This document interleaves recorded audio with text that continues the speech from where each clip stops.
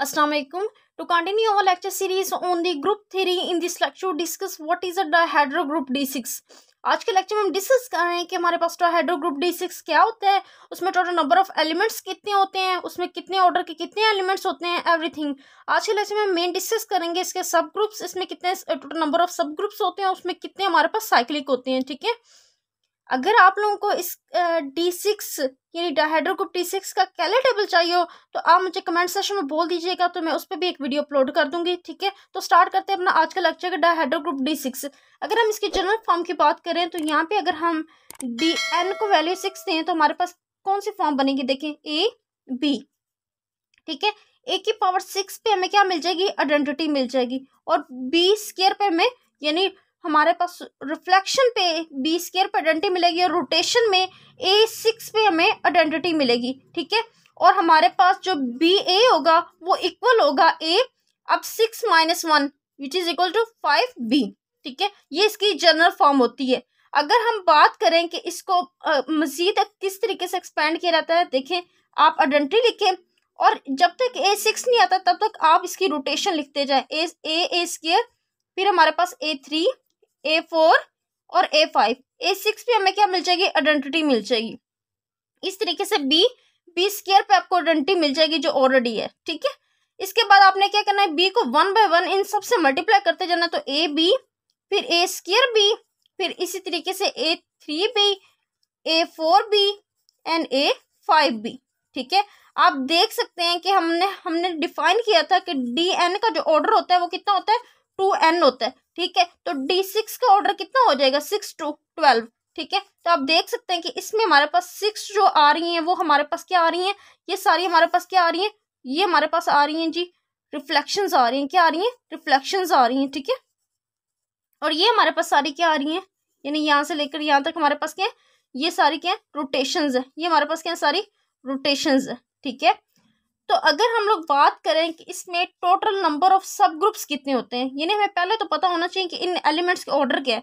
तो मैंने आपको बताया था कि जब भी हम DN में बात करते हैं तो अगर n इवन होता है, n हमारे पास इवन हो, तो 2 ऑर्डर के जो एलिमेंट्स होते हैं वो हमारे पास कितने होते हैं, 2 ऑर्डर के जो एलिमेंट्स आते हैं वो हमारे पास कितने होते हैं, n+1 होते हैं। कितने होते हैं, n+1 होते हैं। और n अगर ओड हो तो 2 ऑर्डर के जो एलिमेंट्स आते हैं ना, 2 ऑर्डर के एलिमेंट्स जो हमारे पास आते हैं वो कितने होते हैं, n होते हैं। ठीक है, ये मैं आपको प्रीवियस लेक्चर में बता चुकी हूँ। ठीक है, अगर हम यहाँ पे बात करें तो अब हमारे पास n क्या इवन है, तो यहाँ पे हमारे पास n+1 यानी 7 एलिमेंट्स होंगे जिनका ऑर्डर 2 होगा। आप जानते हैं कि हमारे पास जितने भी यहाँ पे रिफ्लेक्शन, ये सारी जो हमारे पास रिफ्लेक्शन आ रही हैं, ठीक है, इन सब के ऑर्डर कितने होते हैं, 2 होते हैं। ठीक है, और बाकी हमारे पास मैंने आपको बताया था कि कौन सा एक एलिमेंट होगा जिसका ऑर्डर यानी n+1 है ना, तो एक एलिमेंट और कौन सा होगा जिसका ऑर्डर 2 होगा। तो मैंने आपको बताया था कि जो n/2 होगा ना, यानी DN में n/2 होगा, यानी यहाँ पे 6/2 यानी 3, यानी a की पावर 3 पे हमें का ऑर्डर कितना होगा, 2 होगा। ठीक है, आपने ये बात हमेशा याद रखनी है, यानी इसके हाफ जो होता है ना वो भी हमारे पास क्या होता है, ऑर्डर 2 का एलिमेंट होता है। ठीक है, इस तरह ऑर्डर आप ए की 6 पे हमें आइडेंटिटी मिलेगी, इस तरीके से ऑर्डर ऑफ A5 यानी A5 इसका भी क्या होगा, 6 होगा, क्योंकि ए की पावर 6 पे यानी 30 आएगा, और 36 पर हमारे पास ऑर्डर कितना आएगा, 6 आएगा। और अगर हम बात करें ऑर्डर ऑफ A3 इसका ऑर्डर यानी sorry order of A square, तो हमारे पास कितना आएगा, ऑर्डर ऑफ A4 भी हमारे पास कितना आएगा, 3 आएगा, यानी 12 आएगा। और 12 यानी ए की पावर हमारे पास यहाँ पे कितना 3 6, तो 6 पे हमें क्या मिल जाएगी, आइडेंटिटी मिल जाएगी। इसी तरह इसको अगर 3 पावर लेना तो 12 आ जाएगा और आइडेंटिटी मिल जाएगी। ठीक है, तो इनका ऑर्डर कितना होता है, 3 होता है, और सारी रिफ्लेक्शन का ऑर्डर कितना होता है, हमारे पास 2 होता है। ठीक है, अगर हम बात करें कि टोटल नंबर ऑफ सब ग्रुप्स की, कि इसमें टोटल नंबर ऑफ सब ग्रुप्स कितने होंगे, तो मैंने आपको फार्मूला बताया था कि DN में टोटल नंबर ऑफ सब ग्रुप्स किस तरीके से फाइंड किए जाते हैं, वो हमारे पास क्या होता है, 2n + σn। आप सब जानते हैं ये बात।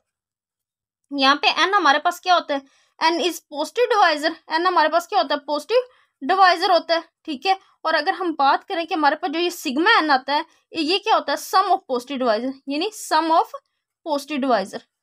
ठीक है, तो हम यहाँ पे अगर बात करें कि हमारे पास जो यहाँ पे DN आएगा, ठीक है, यानी D6 की अगर हम बात करें तो τn अब क्या आएगा, 6 आएगा, और σn में n की प्लेस पे 6 आएगा। हम जानते हैं कि 6 के जो हमारे पास डिवाइजर होते हैं वो क्या होते हैं, 1 2 3 और 6 होते हैं। ठीक है, तो ये कितने हो गए, 4 हो गए, और इन इनको ऐड करें तो 9, 2, 11 एंड 12, ठीक है। तो टोटल हमारे पास 16 सब ग्रुप्स बनेंगे। कितने सब ग्रुप बनेंगे? टोटल जो सब ग्रुप्स हमारे पास आएंगे वो कितने होंगे? हमारे पास 16 होंगे, ठीक है। तो हम पहले वो 16 सब ग्रुप फाइंड कर लेते हैं, देन उसमें डिस्कस कर लेंगे कि साइक्लिक कौन से हैं, ठीक है। अब सब ग्रुप्स डिफाइन करना तो हमारे लिए बहुत ज़्यादा ईजी है। क्यों ईजी है? कि मैंने आप लोगों को पहले भी बताया हुआ है, ठीक है। अगर हम पहले बात करें कि इम्प्रॉपर सब ग्रुप की, तो इम्प्रॉपर सब ग्रुप बाय डेफिनेशन हमारे पास क्या होते हैं? ऐसे सब ग्रुप जिसमें एक ग्रुप इटसेल्फ हो, ठीक है, और दूसरा ग्रुप की आइडेंटिटी हो, तो वो जो सब ग्रुप आते हैं वो हमारे पास क्या होते हैं? इम्प्रॉपर सब ग्रुप होते हैं। यानी एक सब ग्रुप हमारे पास इस ग्रुप की आइडेंटिटी आ रहेगी, और अगर हम इसके दूसरे सब ग्रुप की बात करें तो वो हमारे पास क्या आएगा? आइडेंटिटी आएगी। सॉरी, दूसरा जो इसका सब ग्रुप आएगा वो ग्रुप इटसेल्फ होगा, वो क्या होगा? D6 होगा, ठीक है। अब हम अगर प्रॉपर सब ग्रुप की बात करें तो वो हमारे पास क्या होंगे, ठीक है। अगर प्रॉपर सब ग्रुप की बात की जाए तो वो फाइंड करना हमारे लिए बहुत ज़्यादा आसान होता है। क्यों आसान होता है? देखें, अब हम अगर सब ग्रुप ऑर्डर 2 की बात करें तो वो हमारे पास क्या आएगा? देखें, आपने आइडेंटिटी लिखनी है, ठीक है, और 2 ऑर्डर के जितने भी एलिमेंट है उनको 1 बाय 1 लिखते जाए, ठीक है, और एक सब ग्रुप बनता जाएगा। यानी आप आइडेंटिटी लिखें और बी लिखें तो एक सब ग्रुप बन जाएगा, आइडेंटिटी लिखें ए बी लिखें तो एक सब ग्रुप बन जाएगा, आइडेंटिटी लिखें, क्योंकि हमें पता है कि जो 2 ऑर्डर का एलिमेंट होता है वो सेल्फ इनवर्स होता है, और जो सेल्फ इनवर्स होता है उससे एक सब ग्रुप जनरेट हो जाता है, ठीक है। आप उसको आइडेंटिटी के साथ लिख दे तो, ठीक है। तो हम यहाँ पे देखें कि हम 1 बाय 1 जो सारी हमारे पास यहाँ पे रिफ्लेक्शंस आ रही है ना, इनको 1 बाय 1 लिखते जाते हैं, ठीक है। एक बी आ जाएगा, इससे एक सब ग्रुप बन जाएगा। नेक्स्ट हमारे पास जो सब ग्रुप बनेगा आप आइडेंटिटी लिखे, और नेक्स्ट हमारे पास जो रिफ्लेक्शन आ रही है वो लिख दें। अगर फिर हम इसमें ये हमारे पास 2 आ गया था, ये 3 वाला सब ग्रुप, और ये 4, और ये हमारे पास 5th सब ग्रुप आएगा, ठीक है। यानी आइडेंटिटी आएगी A² B आ जाएगा, ठीक है। अब नेक्स्ट सब ग्रुप की हम 1 बाय 1 बात करते जाते हैं कि D6 जो हमारे पास आएगा, ठीक है, D6 हमारे पास आएगा, वो आएगा आइडेंटिटी आएगी, ठीक है, और AQ B आ जाएगा, ठीक है। अगर हम 7th सब ग्रुप की बात करें तो आइडेंटिटी आएगी और A4B आ जाएगा, और अगर हम 8 वाले सब ग्रुप की बात करें तो हमारे पास आइडेंटिटी आएगी A5B आ जाएगा, ठीक है। ये देखिए, ये सारी हमारे पास क्या आ चुकी हैं? ये सारी हमारी 6 की 6 रिफ्लेक्शंस आ चुकी हैं, और हमें पता है कि एक 2 ऑर्डर का एलिमेंट और भी होता है जो हम अभी डिफाइन कर सकें, आइडेंटिटी A की 3। ये भी हमारे पास क्या होता है? 2 ऑर्डर का सब ग्रुप होता है। ये भी हमारे पास क्या होता है? 2 ऑर्डर का सब ग्रुप होता है। और हमें पता है कि जो हमारे पास जितनी भी रोटेशंस होती हैं ना, अगर हम इनको लिख दें तो इससे भी एक सब ग्रुप बन जाता है। हम लोग ये प्रीवियस डिस्कस कर चुके हैं कि हमारे पास जितनी भी रोटेशंस होती हैं ना, इससे सब ग्रुप जनरेट होता है, और ये जो सब ग्रुप होता है ये हमेशा हमारे पास क्या होता है? साइक्लिक होता है, क्योंकि ये ZN के एसोमॉर्फिक होता है। यहाँ पे देखें कि D की कितने एलिमेंट्स है? 6 है, तो ये Z6 के एसोमॉर्फिक होगा। ये किसके एसोमॉर्फिक होगा? Z6 के एसोमॉर्फिक होगा। यहाँ तक तो हमारे पास 10 सब ग्रुप्स जनरेट हो चुके हैं, ठीक है, ठीक है। अब हम नेक्स्ट डिस्कस करते हैं कि हमारे पास इस यानी 6 के, अब देखिए 1 ऑर्डर का भी हमने सब ग्रुप बना लिया, 6 ऑर्डर का भी सब ग्रुप बना लिया, ठीक है ना। यानी 1 ऑर्डर का सब ग्रुप बन चुका है, 6 ऑर्डर का सब ग्रुप बन चुका है। अब हमने 2 से जनरेट होने वाला सब ग्रुप बनाना है, रोटेशन और रिफ्लेक्शंस को मिला के, ठीक है। अगर हम रोटेशन और रिफ्लेक्शंस को मिला के बनाए तो मैंने आपको एक बात बताई थी कि अगर हम 11 वाला सब ग्रुप डिस्कस करें तो वो हमारे पास किस तरीके से डिफाइन होगा, ठीक है। मैंने लास्ट टाइम भी आपको एक ट्रिक बताई थी कि किस तरीके से हम इसके सब ग्रुप याद रखेंगे कि हमारे पास सब ग्रुप कौन सा आएगा। देखें, आपने क्या करना है कि मैंने यहाँ पे लिखा, देखें A², ये 2 से जनरेट करना है ना, तो आपने क्या लिखना है? यहाँ पे A² लिखना है, ठीक है। साथ में आपने पहले वाली जो हमारे पास रिफ्लेक्शन होती है आपने वो लिख देनी है, ठीक है। फिर एक सब ग्रुप जनरेट होगा, और B के बाद जो नेक्स्ट रिफ्लेक्शन आ रही है ना उससे एक सब ग्रुप जनरेट होगा।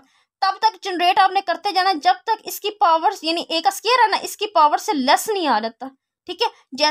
नेक्स्ट हम लिखेंगे तो A² भी आ रहेगा, वो हमें नहीं चाहिए, ठीक है। यानी इसकी पावर के इक्वल नहीं आना चाहिए, इस पावर से, यानी A² से एक पावर लेस आनी चाहिए। यहाँ पे क्या है? 1, यानी 2 से पीछे पीछे हमने पावर्स तक लेते जाना है, ठीक है। तो इन दोनों से 2 सब ग्रुप्स जनरेट होंगे। वो कैसे होंगे कि मैं आपको समझाती हूँ, देखें, ठीक है। अगर हम इसके सब ग्रुप की बात करें कि A11 वाला सब ग्रुप जो हमारे पास आएगा वो किस तरीके से आएगा, देखें, आपने आइडेंटिटी लिखनी है, A का स्क्वायर लिखना है, ठीक है। आप देखिए A² आपने लिख लिया, तो नेक्स्ट हमारे पास जो इस रोटेशन आ रही है, देखिए, वो 2 से मल्टीप्लाई करने पे क्या आएगी? 4 आएगी। अब नेक्स्ट 2 से मल्टीप्लाई करने पर 6 आ जाएगी, और 6 हमारे पास किसकी इक्वल होती है? आइडेंटिटी की इक्वल होती है। फिर आपने क्या लिखना है? B लिखना है, बी को ए स्क्वायर से मल्टीप्लाई करें तो ए स्क्वायर बी आ रहेगा, बी को ए क्यूब से मल्टीप्लाई यानी ए फोर्थ मल्टीप्लाई करें तो ए 4b आ जाएगा। इससे एक सब ग्रुप जनरेट हो जाएगा। ठीक है, और अगर हम 12 वाले सब ग्रुप की बात करें कि वो किस तरीके से जनरेट होगा, तो आप देखें, ठीक है, वो हमारे पास क्या आ रहेगा, आप आइडेंटिटी लिखें, ये ए स्क्वायर लिखें और यहाँ पे ए क्यूब लिख दें। फिर आपने क्या लिखना है, ए बी लिखना है, ए बी से जो जनरेट होगा। अब ए बी को ए स्क्वायर से मल्टीप्लाई तो करें तो ए क्यूब भी आ जाएगा, और ए बी को अगर ए 4 से करें तो ए 5b आ रहेगा, और हमारे पास ये एक सब ग्रुप आ जाएगा। ठीक है, अब यहाँ तक तो 2 ऑर्डर के हो चुके हैं। अगर आपसे फिर भी मिस्टेक हो रही है तो आप नोट कीजिएगा कि जब हम इस तरह यानी 2 से रोटेशन और रिफ्लेक्शन का सब ग्रुप जनरेट कर रहे होते हैं ना, तो एक दफ़ा सारी पावर्स इवन आती हैं। किस में आती हैं, यानी यहाँ पे 0 है ना, तो ए की पावर 0 भी हमारे पास इवन ही होगी। ठीक है, अगर हम यहाँ पे बात करें तो सारे रोटेशन हमारे पास जो आ रही होती है, रिफ्लेक्शंस आ रही होती है ना, वो ओड आ रही होती हैं इस तरीके से। और आप देखेंगे कि दोनों को मिला के हमारे पास टोटल 12 एलिमेंट्स कंप्लीट हो जाते हैं। ठीक है, यहाँ पे हाफ रोटेशन आ जाती है, यहाँ पे हाफ रिफ्लेक्शन आ जाती है, यहाँ पे हाफ रिफ्लेक्शन आ जाती है, और इस तरीके से 12 एलिमेंट्स हमारे पास आ जाते हैं यहाँ पे। ठीक है, अब अगर हम लोग बात करें कि हमारे पास जो 3 से जनरेट होगा, यानी मैंने आपको बताया था जो जो पॉजिटिव डिवाइजर होते हैं ना एन के, उनसे भी सब ग्रुप जनरेट होते हैं। अगर हम उनसे सब ग्रुप जनरेट करें तो वो हमारे पास किस तरीके से जनरेट होंगे, देखिए, अगर हम लोग 3 से जनरेट करें सब ग्रुप, तो देखिए आपने क्या करना है, आपने ए की पावर 3 लिख देनी। क्या लिख देनी है, ए की पावर 3 लिख देनी है, साथ में बी लिख देना है, इससे एक सब ग्रुप मिल जाएगा। फिर आपने क्या करना है, ए की पावर 3 लिख देनी है और ए बी से एक सब ग्रुप जनरेट करना है आपने। ठीक है, अब उस वक्त तक एक ए बी या इस तरीके से सारी हमारे पास रिफ्लेक्शन लिखी जाएंगी जब तक वो ए 3 से एक लेस नहीं आ रहा था।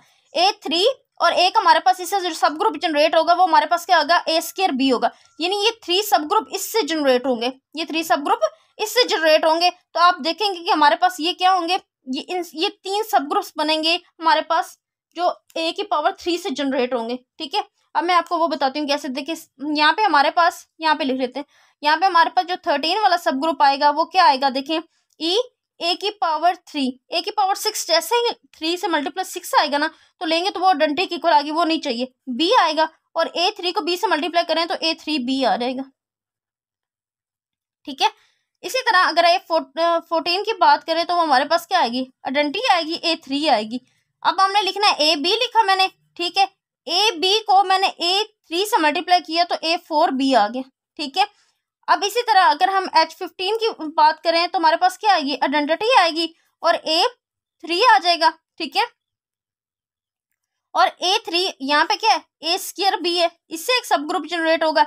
इन दोनों को मल्टीप्लाई करें तो क्या आ जाएगा, A5 आ जाएगा बी। आप देख सकते हैं कि ये भी हमारे पास क्या होगा, एक सब ग्रुप होगा। ठीक है, यानी H15 तक हमारे पास सब ग्रुप जनरेट हो चुके हैं। ठीक है, हमारे पास देखें कि 3 से जो जनरेट होने थे वो सब ग्रुप जनरेट हो चुके हैं। ठीक है, अब लास्ट में हमारे पास एक सब ग्रुप और होता है, वो आपने हमेशा याद रखना है। वो हमारे पास क्या आएगा, 16 सब ग्रुप आएगा। वो क्या होगा हमारे पास, देखें, आपने आइडेंटिटी लिखनी है और ए स्क्वायर लिखना है, ए स्क्वायर लिखना है, और एक हमारे पास क्या आ जाएगा, ए स्क्वायर है तो A4 आ जाएगा। ठीक है, और ये हमारे पास किसके एसोमॉर्फिक होगा, ये हमारे पास Z3 के एसोमॉर्फिक होगा। ठीक है, जिसमें 2 एलिमेंट्स के ऑर्डर हमारे पास क्या होंगे, 3 होंगे, यानी इसका ऑर्डर ऑफ ए स्क्वायर हमारे पास कितना है, 3 है। ठीक है, और इसी आप देखें कि हमारे पास जो ऑर्डर ऑफ ए स्क्वायर है वो कितना है, 3 है। इस तरीके से ऑर्डर ऑफ A4 हमारे पास कितना है, 3 है। तो आप देख सकते हैं कि ये किसकी एसोमॉर्फिक होगा, Z3 के एसोमॉर्फिक होगा। इस तरीके से ये हमारे पास क्या होते हैं, 16 सब ग्रुप्स होते हैं। ठीक है, अगर हम बात करें, देखिए हमारे पास यहाँ पे 14 सब ग्रुप जो आए हैं वो हमारे पास क्या है, प्रॉपर आए हैं। कितने आए हैं, प्रॉपर आए हैं। ठीक है, और अगर हम बात करें कि 2 हमारे पास इम्प्रॉपर थे। अब आपसे क्वेश्चन अगर कोई कर ले, देखेंगे इसमें हमारे पास कितने सब ग्रुप्स होंगे जो साइक्लिक होंगे। ठीक है, अगर हम साइक्लिक सब ग्रुप की बात करें तो इसके लिए हमारे पास एक फार्मूला था। यानी अगर हम बात करेंगे, देखें, हमने साइक्लिक सब ग्रुप फाइंड करने हो तो वो किस तरीके से किए जाते हैं कि साइक्लिक सब ग्रुप हमारे पास DN में किस तरीके से फाइंड किए जाते हैं कि वो DN होते हैं। ठीक है, DN वो हमारे पास होता है two N plus sigma plus N होता है। ठीक है, अब टो N हमारे पास यहाँ पे कितना है, 6 है। ठीक है, और N हमारे पास 6 है, तो यहाँ पर टो 6 हमारे पास कितना आया था, 4 6, यानी 10 सब ग्रुप ऐसे होंगे जो हमारे पास क्या होंगे, साइक्लिक होंगे। अब हम डिस्कस कर लेते हैं कि वो जो 10 सब ग्रुप आए हैं वो उसमें हमारे पास कौन कौन से साइक्लिक हैं। ठीक है,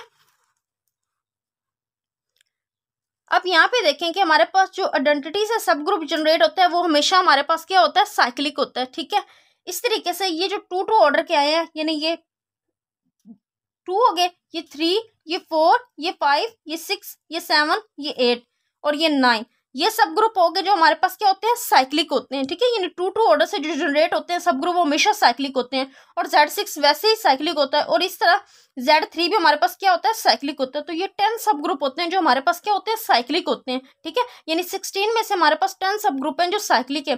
आई होप सो आप लोगों ने आज का लेक्चर बहुत अच्छे से अंडरस्टैंड किया होगा कि हमारे पास D6 क्या होता है। नेक्स्ट लेक्चर में हम इसकी डिस्कस करेंगे rotation and reflection by taking a hexagon. ठीक है, तो अगर आप लोगों को फिर भी कोई डाउट हो तो आप मुझसे कमेंट सेक्शन में पूछ सकते हैं। आज के लिए इतना ही, अल्लाह हाफिज़।